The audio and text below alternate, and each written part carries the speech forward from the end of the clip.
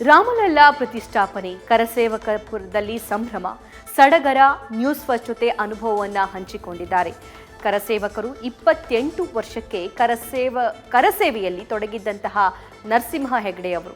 ಹೆಗಡೆ ಅವರ ನೇತೃತ್ವದಲ್ಲಿ ಅಯೋಧ್ಯೆಗೆ ತೆರಳಿದ್ದ 18 ಜನ ನವೆಂಬರ್ 30ರಿಂದ ಡಿಸೆಂಬರ್ 7ರವರೆಗೂ ಕರಸೇವೆಯನ್ನ ನಡೆಸಿದ್ದಾರೆ.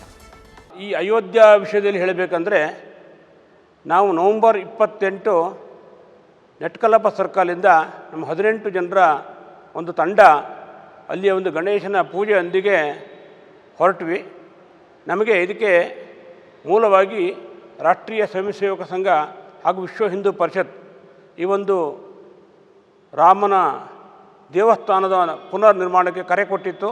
ಅದರಲ್ಲಿ ನಾನು ಸಕ್ರಿಯವಾಗಿ ಪಾಲ್ಗೊಂಡಿದ್ದೆ.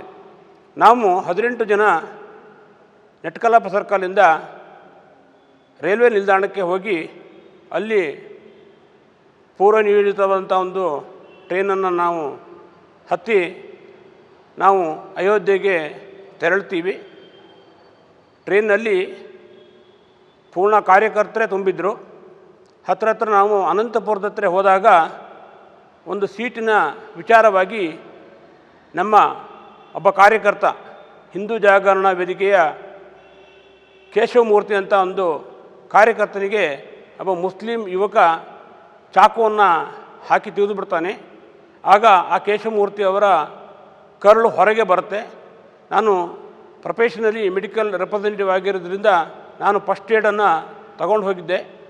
ನನ್ನ ಬೋಗಿಯಿಂದ 2 ಬೋಗಿ ಮುಂದೆ ಆ ಘಟನೆ ನಡೆದ ಕಾರಣ ಟ್ರೈನನ್ನು ನಿಲ್ಲಿಸಿದಾಗ ನಾನು ಕೂಡಲೇ ನನ್ನ ಬೋಗಿಯಿಂದ ಜಿಗಿದು ಆ ಬೋಗಿ ಹೋಗಿ ನನ್ನಲ್ಲಿರುವಂಥ ಒಂದು ಫಸ್ಟ್ ಏಡ್ ವಸ್ತುಗಳನ್ನು ಕೊಡ್ತೀನಿ.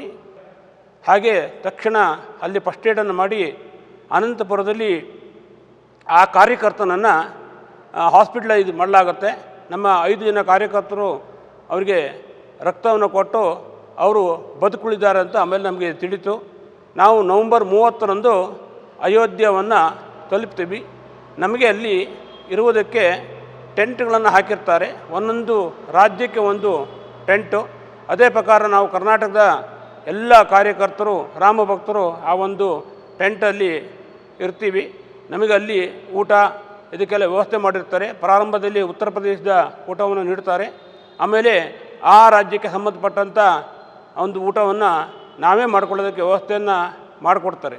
ಅದರಂತೆ ನಾವು ನವೆಂಬರ್ 30ರಿಂದ ಡಿಸೆಂಬರ್ 5ರವರೆಗೆ ದಿನಾಲೂ ಸರಿಯೂ ನದಿಗೆ ಹೋಗಿ ಸ್ನಾನವನ್ನು ಮಾಡಿ ರಾಮ ಜನ್ಮಭೂಮಿ ಏನೋ ಒಂದು ಆ ಹಳೆಯ ಕಟ್ಟಡ ಇರುತ್ತೆ, ಅಲ್ಲೇ ರಾಮನ ವಿಗ್ರಹವನ್ನು ಇಟ್ಟಿರ್ತಾರೆ.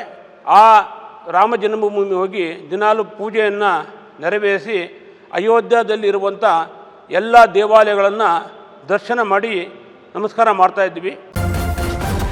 ನ್ಯೂಸ್ ಫಸ್ಟ್ ನಿರ್ಭೀತಿಯಿಂದ ನಿಮ್ಮ ಪರವಾಗಿ.